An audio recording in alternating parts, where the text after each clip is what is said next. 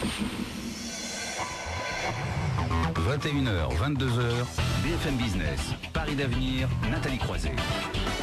Bonsoir, bienvenue dans Paris d'Avenir. Internet devient un passage incontournable pour les internautes à Noël. 80% d'entre eux ont affiché leur intention de se rendre sur le web, même à la dernière minute, pour tous leurs achats de fêtes de fin d'année. Cette tendance est en nette progression en un an et particulièrement chez les seniors. C'est ce qui ressort d'une étude de la FEVAD. Il y a Internet, mais pas seulement pour acheter évidemment à Noël, mais acheter plus généralement toute l'année. C'est ce qu'on va découvrir ce soir dans Paris d'Avenir avec notamment Jérôme Toucheboeuf. Bonsoir. Bonsoir. Vous êtes président de Full Six Retail, vous faites votre retour dans Paris d'Avenir. On avait déjà eu l'occasion de vous rencontrer, donc filiale de Full Six, agence de marketing digital, et vous êtes donc plus spécifiquement attaché à toutes les problématiques spécifiques de la distribution et des points de vente. Donc on comprendra mieux avec vous comment il n'y a pas seulement Internet, mais aussi les points de vente. C'est très important. Alors Jérôme Toucheboeuf, je parlais de tous ces chiffres. Il paraît que notamment aussi certains acheteurs qui n'allaient pas nécessairement sur Internet, qui y vont encore plus spécifiquement cette année. Donc Noël sera définitivement numérique,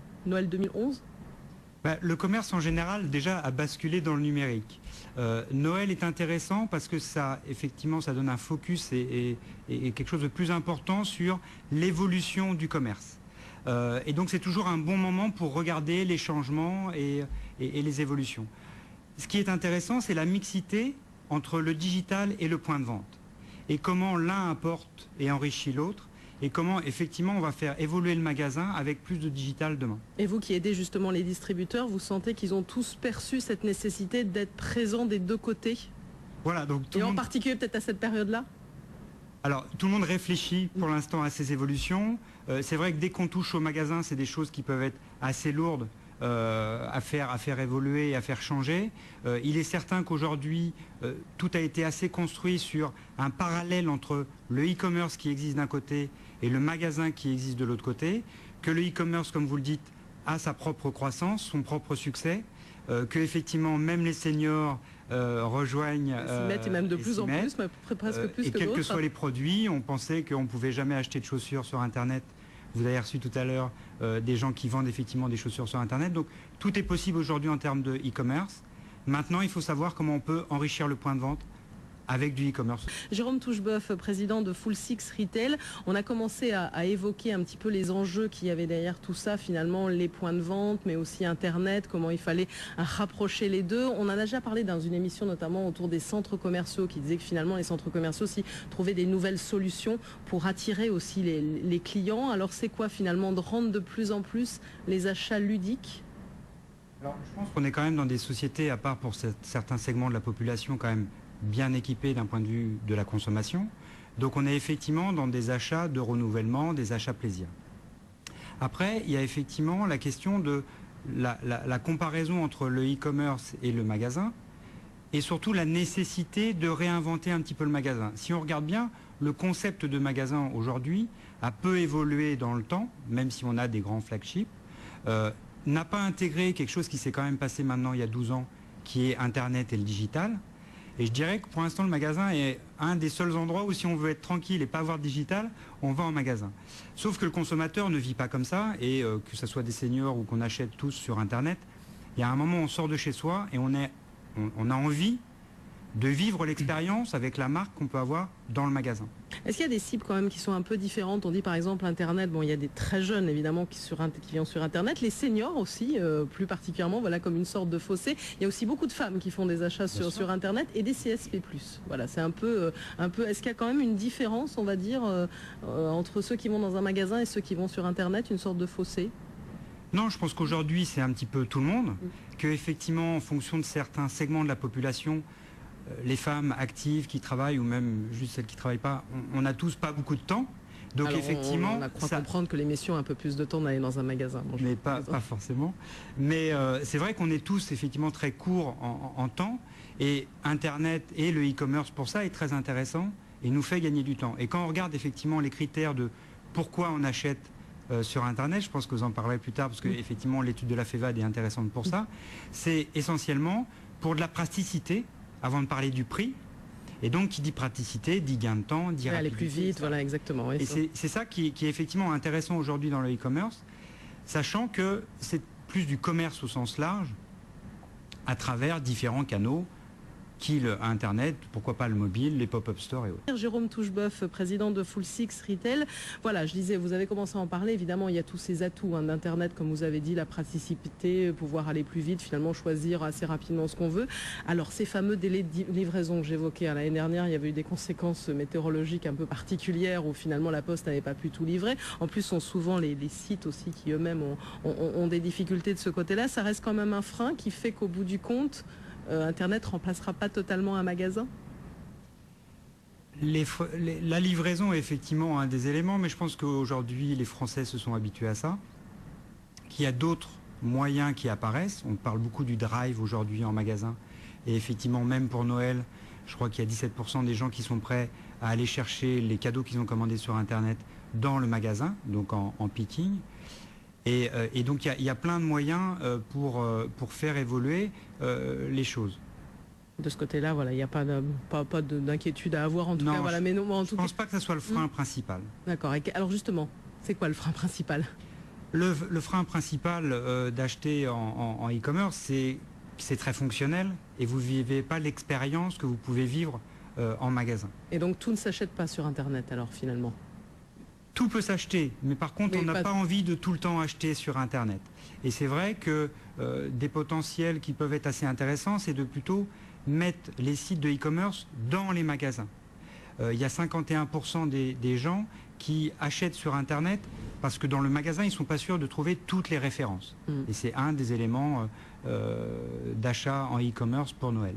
Donc, le fait de mettre des écrans dans les magasins, où on va trouver l'ensemble des références de l'enseigne, qui structurellement ne peuvent pas être dans le magasin, sont des choses qui sont effectivement très intéressantes, qui rapportent du chiffre d'affaires immédiatement, puisqu'on élargit son rayon et sa surface commerciale assez facilement. Donc finalement, c'est ce que vous disiez tout à l'heure, mettre un peu d'Internet quand même dans les magasins, alors qu'il y avait vraiment un fossé entre les deux. Exactement. Finalement, faire des boutiques éphémères aussi sur Internet, ça peut être intéressant, Jérôme Toucheboeuf. Oui, ça peut être intéressant et je pense que là aussi, c'est une formule et une possibilité supplémentaire. Avoir des boutiques sur Internet qui sont des boutiques qui ont une durée de vie limitée, c'est ce qu'on a pu faire, nous, historiquement, sur Maton, il y a de ça maintenant bien 2 ans. Mais c'est un moyen de vendre et aujourd'hui, je pense que dans la période dans laquelle on est, c'est pas tous les jours facile de vendre et d'être commerçant. Donc il faut événementialiser la vente, donner l'impression que c'est maintenant qu'il faut acheter parce que ça va s'arrêter bientôt et donc avoir un peu une excitation sur la vente parce qu'une fois de plus, je pense qu'on est quand même dans des sociétés qui ont la chance d'être déjà très équipées, donc il faut vraiment aller chercher des moyens supplémentaires, nouveaux et digitaux dans certains cas. C'est facile comme ça, justement, Jérôme Toucheboeuf, c'est quand même un secteur qui est très concurrentiel, voir arriver des petits nouveaux, comme ça, je pense que les magasins éphémères, vous avez parlé de Toys R Us, mais je crois que quand il y a un concurrent ou un magasin éphémère à côté, ils ne sont pas très contents non plus. C'est vrai que c'est à ce niveau-là aussi, c'est un petit peu sensible quand même, non?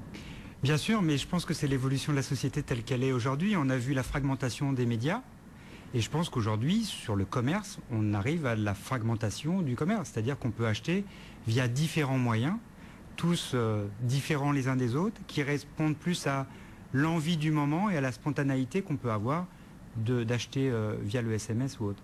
Après, je voudrais revenir sur quelque chose qui est intéressant, qui est de dire, ça devient une corvée d'aller en magasin. Oui. C'est quelque chose qui n'est pas anodin aujourd'hui. En tout cas, peut-être spécifiquement pour Noël. C'est vrai que tout d'un coup, quand on se retrouve face à une liste impressionnante, non?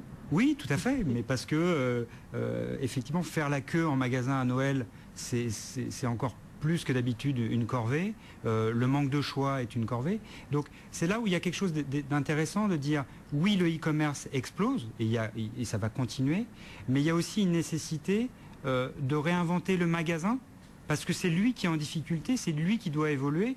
Et j'ai envie de dire que dans certains cas, le e-commerce évolue un petit peu par défaut parce que le magasin ne sait pas trouver des solutions pour qu'il y ait moins de queue à Noël.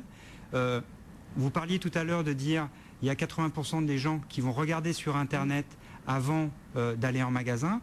Néanmoins, quand ils arrivent en magasin, ils sont obligés de rechercher dans le magasin le produit qu'ils ont déjà trouvé sur Internet. Oui, alors que s'ils pouvaient faire le lien assez rapidement entre les deux, ça serait beaucoup plus simple. Complètement. Et donc c'est là où le magasin doit apporter des solutions pour aider le consommateur, faute de quoi, effectivement, on va continuer à fragmenter l'acte d'achat. Et Jérôme Toucheboeuf, président de Full Six Retail, vous avez commencé à évoquer le fait que finalement Internet, les magasins, tout le monde devait se rejoindre. Finalement, c'est un petit peu en démultipliant tous les canaux, on va dire, que va se dessiner l'avenir du commerce.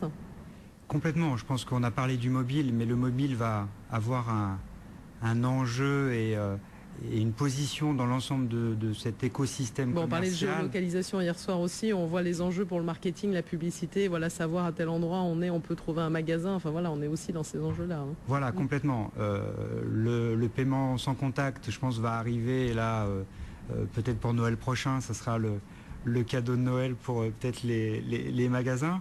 Mais non, il y a effectivement, à travers le mobile, une possibilité de faire un lien justement entre l'Internet et le magasin. C'est quelque chose qu'on a toujours avec soi. Donc ça ouvre des portes considérables pour à la fois le paiement, les cartes de fidélité, le couponing, l'information complémentaire sur les produits, ce qui est assez fréquent quand on est sur un site de e-commerce. On trouve facilement de l'information sur le produit. Quand on est en magasin, c'est plus dur, ou alors il faut trouver le vendeur ou la vendeuse. L'utilisation de QR code, par exemple, en magasin pour avoir de l'information complémentaire sur les produits est quelque chose qui va se développer et qui doit encore se développer. Surtout que le consommateur devient de plus en plus exigeant.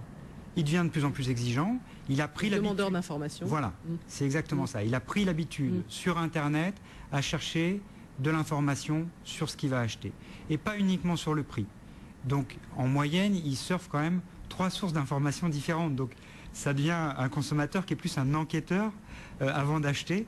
Donc il faut effectivement répondre à ce besoin du consommateur qui a changé d'un point de vue de ses attentes. Voilà, c'est ça la clé. Alors on l'a compris, pour les achats de Noël, c'est peut-être un petit peu emblématique globalement, mais on voit comment ça évolue à travers le mobile, les magasins éphémères, les magasins tout court, les points de vente aussi qui doivent se mettre à Internet. En tout cas, je pense qu'on aura encore là aussi l'occasion d'en reparler dans Paris d'avenir. Merci à tous les trois d'être venus.